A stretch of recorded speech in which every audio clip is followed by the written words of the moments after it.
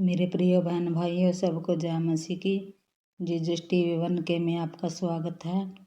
आइए मैं कुछ बाइबल के वचनों को आपके सामने लेकर आती हूँ। उत्पत्ति 4 अध्याय का 1 वचन से लेकर 15 वचन तक। केन और हाबिल।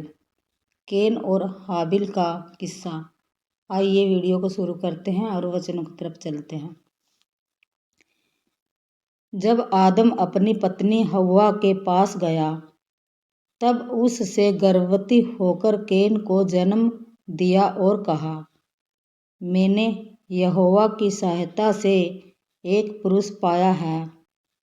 फिर उसने उसके भाई हाबिल को भी जन्म दिया। हाबिल भेड़ बकरियों का चरवाहा बन गया, परंतु केन भूमि पर खेती करने वाला किसान बना। कुछ दिनों के पश्चात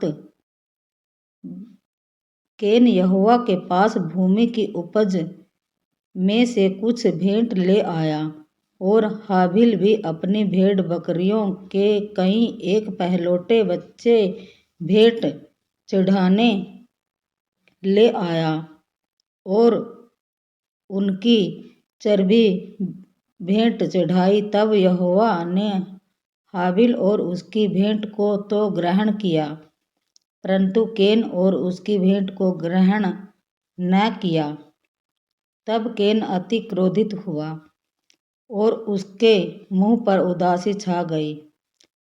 तब यहोवा ने केन से कहा, तू क्यों क्रोधित हुआ और तेरे मुंह पर उदासी क्यों छा गई है?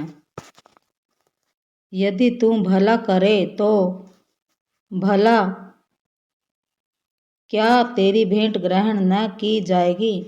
और यदि तू भला न करे तो पाप द्वारा पर छिपा रहता है और उसकी लालसा तेरी ओर होगी और तुझे उस पर प्रभुता करनी है। तब केन ने अपने भाई हाबिल से कुछ कहा, और जब वे मैदान में थे, तब केन ने अपने भाई हाबिल पर चढ़कर उसे घात किया। तब यहोवा ने केन से पूछा, तेरा भाई हाबिल कहाँ है? उसने कहा, मालूम नहीं, क्या मैं अपने भाई का रखवाला हूँ? उसने कहा, तूने क्या किया है? तेरा भाई का लहू भूमि से मेरी ओर चिल्लाकर मेरी दुहाई दे रहा है।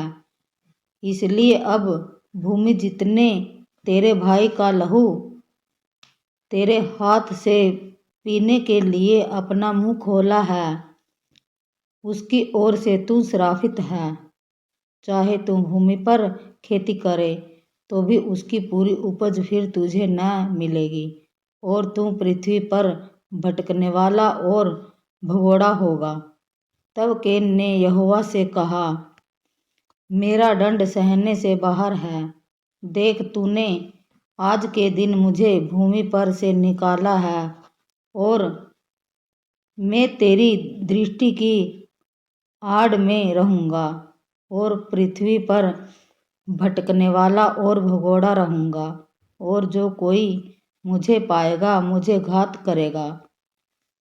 इस कारण यहोवा ने उससे कहा, जो कोई केन को घात करेगा उससे 7 गुना बदला लिया जाएगा। और यहोवा ने केन के लिए एक चिन्ह ठहराया, ऐसा न हो कि कोई उसे